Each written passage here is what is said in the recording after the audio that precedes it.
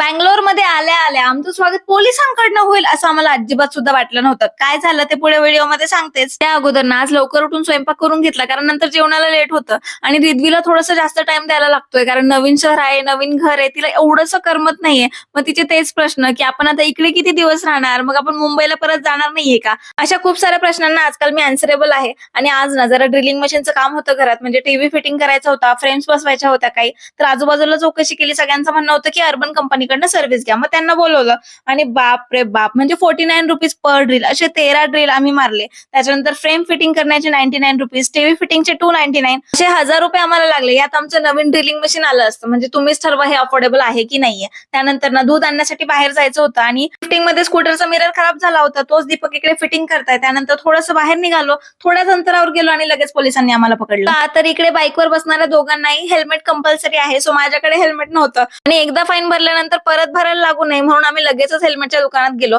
आता दीपक फक्त ट्राय करून बघताय, त्यांच्याकडे हेल्मेट होतं आणि त्यांनी ते विअर पण केलेलं होतं. मी हेल्मेट घेतल्यानंतर रिद्वी मागे राहील का, मॅडमलाही पाहिजेच होतं. मग आमच्या दोघींसाठी 2 हेल्मेट घेतले. तसं मला घ्यायचंच होतं, बट थोडंसं डिले झालं, त्या कारणाने आम्हाला फाईन भरायला लागला. पण ठीक आहे, अशा गोष्टी होतच राहतात. आजचा असा आमचा पूर्ण दिवस गेला. ब्लॉग कसा वाटला नक्की सांगा. बाय.